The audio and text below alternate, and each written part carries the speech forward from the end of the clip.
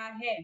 तो यहाँ पे आप देखो, फिर से मैं एक बार आपको शॉर्ट में क्लियर कर दूं कि जो हाइपरटोनिक सॉल्यूशन होता है, हाइपरटोनिक सॉल्यूशन का सॉल्यूट कंसंट्रेशन ज्यादा होता है with respect to the cell sap. ठीक है। दूसरा, जो हाइपोटोनिक सॉल्यूशन होगा उसका सॉल्यूट कंसंट्रेशन कम होता है with respect to the cell sap. अब इसके अलावा आपको क्या याद रखना है, concept of endosmosis and exosmosis. जब भी आप प्लांट सेल को हाइपरटोनिक सॉल्यूशन में प्लेस करोगे तो कौन सा कंसेप्ट होगा, वहां पे जो कंसेप्ट लगेगा वो कंसेप्ट होता है श्रिंकेज का या एक्सोऑस्मोसिस का। ठीक है, एक्सोऑस्मोसिस में पानी बाहर आ जाएगा तो प्लाज्मोलिसिस या श्रिंकेज होता है सेल का। अगर आप हाइपोटोनिक सॉल्यूशन देखोगे तो वहां पे कंसेप्ट लगता है एंडोऑस्मोसिस का, और जो सेल है that is going to increase in size. ठीक है, हाइपोटोनिक सॉल्यूशन में स्वेलिंग हो जाती है, सेल जो है वो टर्जिड हो जाता है। Is it clear to all of you? इतना हमें याद रखना है। ऑल राइट, तो आफ्टर क्लियरिंग ऑल दिस, हमारा जो नेक्स्ट सॉल्यूशन है that is isotonic solution. Next is isotonic solution. Isotonic solution में भी अगेन जब आप इसका मीनिंग देखोगे या समझोगे तो आपको यहाँ क्लियर समझ में आएगा कि आइसो वर्ड का मतलब आपने आज तक बायो में जहां भी देखा होगा तो उसका मतलब होता है सेम। ठीक है, यहाँ पे अगर आप इसका मीनिंग देखोगे तो ये जो वर्ड है आपका जिसको हम कहते हैं आइसो, इसका मतलब होता है सेम। और टॉनिक वर्ड का मतलब आपको अभी तक याद हो चुका होना चाहिए कि उसका मतलब है कंसंट्रेशन। तो when we will talk of two solutions having same concentration, वो क्या कहलाएगा, वो कहलाएगा आइसोटोनिक सॉल्यूशन।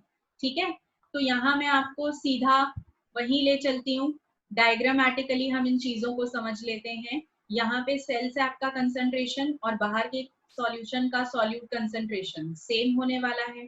तो जब सेम होगा तो आप देखोगे कि मूवमेंट जो सॉल्वेंट की बाहर से अंदर हो रही है या अंदर से बाहर हो रही है दैट विल बी सेम, या वो एक ही होगी। ठीक है, इसके रिजल्ट के अकॉर्डिंग ना तो एंडोऑस्मोसिस होगा ना तो एक्सोऑस्मोसिस होगा, तब हम उसको कहते हैं कौन सा सॉल्यूशन, आइसोटोनिक सॉल्यूशन।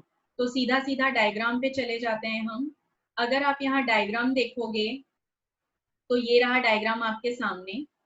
इस डायग्राम में आप ध्यान से देखिए कि आप ऑब्जर्व कर रहे हो that water is getting inside also and with the same rate water या solvent molecule is moving out of the cell as well.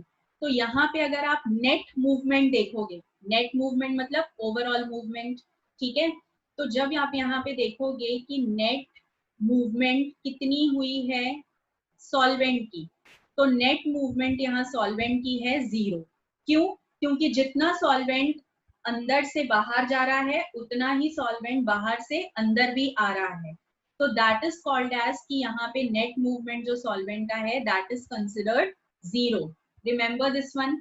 इसके अलावा अगर आप यहाँ बाकी चीजें देखेंगे तो आप देखेंगे कि जितना सॉल्यूट कंसंट्रेशन बाहर है, मतलब कि बाहर के सॉल्यूशन का जो सॉल्यूट कंसंट्रेशन है वो बराबर होगा with respect to the concentration of solute inside the sales.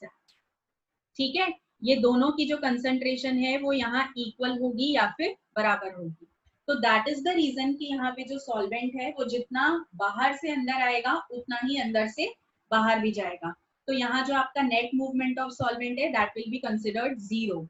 अब इसीलिए यहाँ पे आप दोनों ही कंसेप्ट ऑब्जर्व नहीं करोगे। ठीक है, यहाँ आपको दोनों कंसेप्ट नजर नहीं आएगा। अब वो दोनों कंसेप्ट मतलब किसकी बात हो रही है मैं आपको क्लियर कर दूं। ना तो आप यहाँ पर एंडोऑस्मोसिस देखोगे और ना ही यहाँ पर आप एक्सोऑस्मोसिस देखोगे। ठीक है, तो यहाँ आप अगर दोनों की मूवमेंट देखो कि एंडोऑस्मोसिस हो रहा है एक्सोऑस्मोसिस हो रहा है तो दोनों में से कुछ भी नहीं हो रहा है, क्योंकि जितना सॉल्वेंट बाहर से अंदर आ रहा है उतना ही अंदर से बाहर भी जा रहा है। तो जो आपका सेल भी है ना तो वो स्वेल करेगा ना तो वो श्रिंक करेगा। ठीक है, तो दैट इज द कंडीशन। अब ये आपके 3 तरीके की कंसंट्रेशंस हो गई या 3 तरीके के क्या हो गए, सॉल्यूशंस हो गए on the basis of osmosis. ठीक है, तो नेक्स्ट थिंग विल बी जो हमें बात करनी है, इंपॉर्टेंस ऑफ ऑस्मोसिस। इम्पोर्टेंट, ठीक है, आपको बहुत अच्छे से याद होना चाहिए कि जो स्टेम होता है वो प्लीम्यूल से अराइज करता है, जो रूट होता है वो रेडिकल से अराइज करता है। ऑलराइट, तो उनकी ग्रोथ में भी कौन मदद करता है? यहाँ पे उनकी ग्रोथ में भी मदद करता है process of osmosis, that is determination of seed, जिसको हम कहते हैं। ठीक है, इसके अलावा कुछ और भी सेकेंडरी चीजें हैं जो कि आप यहाँ पढ़ सकते हो, जैसे कि माइमोसा पुडिका प्लांट जो होता है, ठीक है, माइमोसा पुडिका प्लांट के अंदर अगर आप देखोगे तो वहां पर भी आपको पता चलेगा टच मी नॉट जिसको हम कहते हैं। तो जो भी यहाँ पे टच मी नॉट वाला जो प्लांट है उसके अंदर आप जो मूवमेंट देखते हो, ड्रूपिंग ऑफ लीव्स देखते हो, that is also possible with the help of osmosis. Opening and closing of stomata भी किसके थ्रू मेंटेन किया जाता है? ऑस्मोसिस के थ्रू ही मेंटेन होता है। अभी इसी चैप्टर के अंदर आपको स्टोमेटा की ओपनिंग एंड क्लोजिंग पढ़नी है, तो तब मैं आपको ऑस्मोसिस का प्रोसेस वहां पे दोबारा से रिमाइंड करूंगी कि वो कैसे यूजफुल हुआ। क्लियर?